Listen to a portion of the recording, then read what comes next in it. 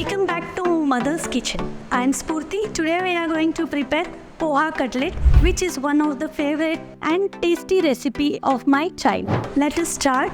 Soaked poha, carrot, onion, smashed potatoes, boiled corn, capsicum, mushroom, ginger garlic paste, paneer, jeera powder, dhania, salt to taste, breadcrumbs,